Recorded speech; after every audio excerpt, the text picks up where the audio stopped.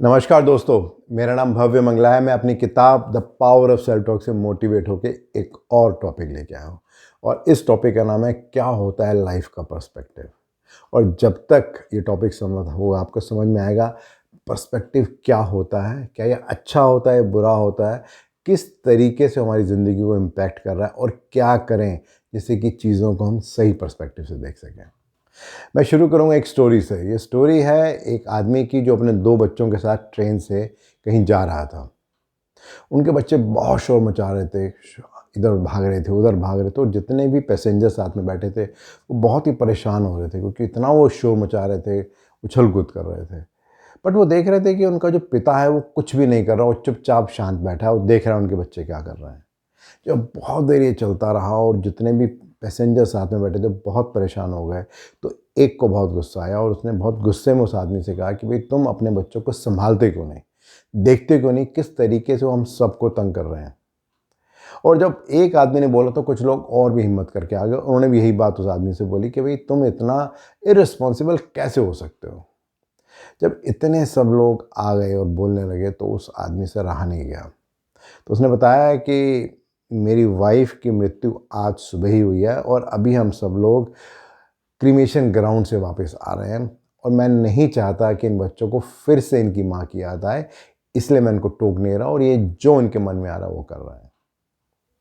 अब वही लोग जो अभी तक उस आदमी पे गुस्सा कर रहे थे, उस बच्चों पे गुस्सा कर रहे थे, अचानक ही उनकी सोच में फ़र्क आ गया। अचानक ही उनका जो पर्सपेक्टिव था वो चेंज हो गया और अब उन्हें अचानक ही दया आने लगी उस आदमी पे और उन बच्चों पे दया आने लगी कि वो कितनी मुश्किल स्थिति पे और कैसे इस सिचुएशन का वो सामना कर रहे हैं।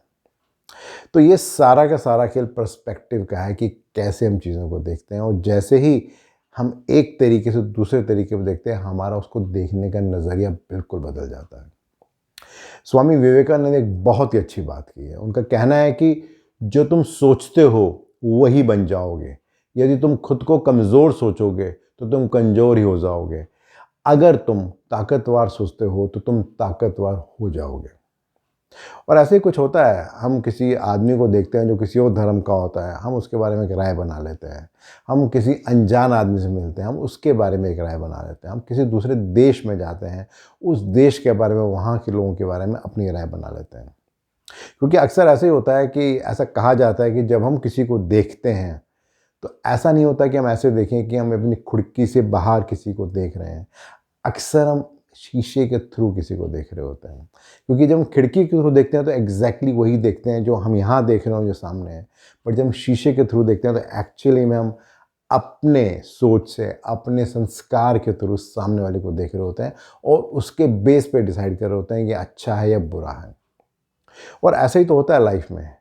किसी के बारे में हम बहुत अच्छा सोचते हैं, किसी के बारे में बहुत बुरा सोचते हैं और उन दोनों बातों में सारा का सारा फ़र्क इस बात का होता है कि हमारे देखने का नज़रिया क्या है। और मज़ेदार बात यह है कि जो हमारे देखने का नज़रिया होता है उसी तरह से हम बिहेव करते हैं। जिस तरह से हम बिहेव करते हैं उससे हमारा कर्म बनता है और जो हमारा कर्म होता है उससे ही एक्चुअली में हमारा भाग्य बनता है। तो इन अ वे बहुत शॉर्ट में कहा जाए कि जो हमारे देखने का नज़रिया है उसी से ही हमारी किस्मत बनती है। वो अच्छी भी हो सकती है, बुरी भी हो सकती है। तो ये बहुत ज़रूरी है कि हमारी चीज़ों को देखने का नज़रिया क्या है। जैसे कि आप इस चित्र में देखेंगे, एक तरीका ये है कि जितनी ज़िंदगी हमने आज तक जी, हम ये देखें कि वो ज़िंदगी हमारी कैसी रही। एक दूसरा तरीका ये भी हो सकता है कि हम देखें कि आज के बाद मैं आगे क्या कर रहा हूँ, ये मैं क्या आगे क्या कर सकता हूँ, उस पे डिपेंड करता है। जो लोग पीछे के बारे में सोचते हैं वो हमेशा ही परेशान रहते हैं, इरिटेट रहते हैं और जो लोग फ्यूचर के बारे में सोचते हैं वो हमेशा ये देखते हैं कि वो क्या कर सकते हैं और किस तरह से कर सकते हैं। अगर हम इसी तरह से लाइफ के पर्सपेक्टिव की बात करें तो अक्सर ऐसा होता है कोई साधु है तो उसके बारे में हमारी राय क्या होती है, बंदा बहुत शरीफ होगा, बहुत ईमानदार होगा, बहुत शांत होगा। बट अचानक ही अगर उस साधु को हमें कहीं शोर मचाते हुए देख लें, गाली गलौज करते हुए देख लें तो हमें बड़ी हैरानी होती है कि एक साधु हो के ऐसा कैसे कर सकता है। वहीं जब हम अपनी बात करते हैं, हम अपने आप को एक आम आदमी मानते हैं, तो वहाँ पर हम कहते हैं जी हम तो चोरी भी कर सकते हैं, हम झूठ भी बोल सकते हैं, हम गलती भी कर सकते हैं क्योंकि मैं तो एक आम आदमी हूँ, मैं कोई संत थोड़ी हूँ। तो ये एक पर्सपेक्टिव की बात है और कई बार पर्सपेक्टिव ठीक भी होता है और कई बार गलत भी होता है। एक बहुत ही इंटरेस्टिंग बात इस बारे में बोली गई है जो गालिब ने कही है। गालिब कहते हैं कि उम्र भर गालिब यही भूल करता रहा, धूल चेहरे पर थी और आईना साफ करता रहा। तो बहुत इम्पॉर्टेंट क्वेश्चन ये है कि हमें क्या करना है, हमें अपने नज़रिए को बदलने की आवश्यकता है या जैसे चल रहा है वैसे चलने दें, क्योंकि हर आदमी अपने पर्सपेक्टिव से ठीक ही होता है। जैसे कि मान के चलिए एक सुबह बच्चा सुबह लेट उठता है और वो स्कूल जाने में देर हो रहा है, तो उसकी माँ शोर मचा रही है कि तुम लेट कैसे हो गए, तुम्हारी बस निकल जाएगी और ये है और वो है, और बच्चा अपना कुछ रीज़न देने की कोशिश कर रहा है। बच्चा ये कहता है कि भाई रात को मैं बहुत देर तक पढ़ा था इसलिए मुझे सुबह लेट हो गई। माँ ये कहती है कि तू लेट रोज़ उठता है इस कारण से तेरी बस निकल जाती है। एज अ थर्ड पार्टी अगर आप दोनों को देखेंगे तो आपको लगेगा बच्चा भी अपने हिसाब से ठीक बोल रहा है, माँ भी अपने हिसाब से ठीक बोल रही है। तो गलत कौन है और सही कौन है? दोनों ही अपने हिसाब से ठीक हैं। बट इम्पॉर्टेंट बात यह है कि एज एन इंडिविजुअल मैं किस तरीके से उस चीज़ को देखता हूँ। तो जिस दिन हम चीज़ों को एज अ थर्ड पर्सन देखने लग जाते हैं, अचानक ही हमें चीज़ें ठीक दिखने लग जाती हैं और आसान दिखने लग जाती हैं।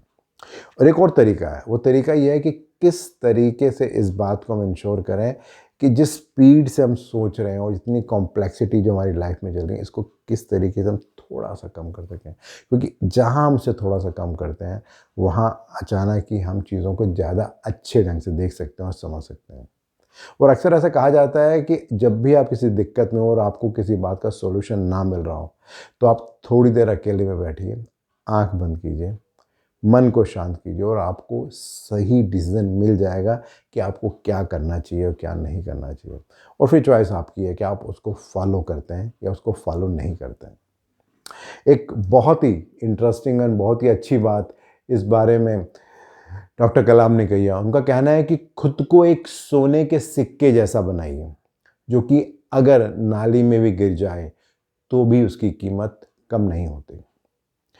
दोस्तों, मैं अगर अपने बारे में बात करूँ तो मेरा अक्सर लाइफ के बारे में नज़रिया अच्छा ही होता है, लेकिन फिर भी मैं देखता हूँ कई बार मैं चीज़ों को बहुत गलत ढंग से भी देखता हूँ। लेकिन मैं फिर प्रयास करता हूँ कि चीज़ों को ठीक नज़रिए से और सही पर्सपेक्टिव से देखूँ। आप लोग क्या कर रहे हैं? आपकी क्या सोच है इस बारे में? मैं इंतज़ार कर रहा हूँ आपके फीडबैक का। धन्यवाद।